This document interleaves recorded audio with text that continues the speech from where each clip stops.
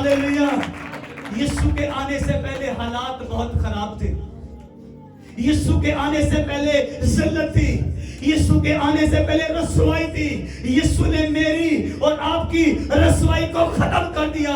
लेकिन आज हालत खराब है कि मसीह आज भी जिल्लत ले रहे हैं और वो अपने कामों से ले रहे हैं। क्रिसमस का मकसद यह है कि वो आपकी जिल्लत को खत्म करे। लेकिन एक मसीह शराब पीकर नशे करके अपने आप को, अपने घर वालों को, अपनी फैमिली को जलील करे, रुसवा करे। लेकिन मसीह इस जिल्लत को, इस रसवाई को खत्म करना चाहता है। हालेलुया। मैं आपको बताऊं कि आपका मसीह इसलिए धरती पर आया ताकि आपकी जिल्लत रसवाई खत्म करे, आपकी तारीकी खत्म करे।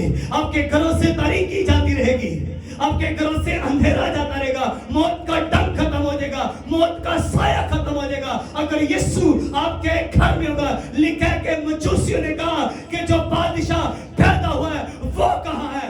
आज मैं पूछना चाहता हूँ कि क्या वो बादशाह आपकी छवनी में पैदा हुआ या नहीं। अगर नहीं पैदा हुआ तो तारीकी है। लेकिन अगर आप उस बादशाह को, यीशु मसीह को अपनी छवनी में जगह देंगे तो तारीकी जाती रहेगी, अंधेरा जाता रहेगा, जिल्लत जाएगी, रसवाई जाएगी और बरकत आएगी, सलामती आएगी। Hallelujah, hallelujah, hallelujah.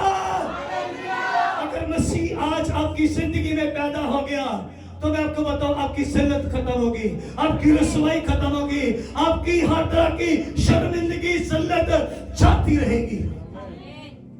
आमीन। आज लोग क्यों जलील हो रहे हैं? ये वही लोग हो रहे हैं, आज वही लोग मैं बताऊं जलील हो रहे हैं जिन्होंने अपने बच्चे को उंगली पकड़कर और कान के नीचे लगा के उसको छड़ी के साथ खुदा के घर में लेके गया। आज बेशक आप कहें हमने कुछ गलत नहीं किया, हमने किसी का कुछ नहीं बिगाड़ा, हम तो खुदा के साथ भी सही हैं। आपने कान उसका पकड़ के उसको छड़ी के साथ, उसको सोटियों के साथ खुदा के घर में नहीं लेके गए भाई। अगर लेके जाते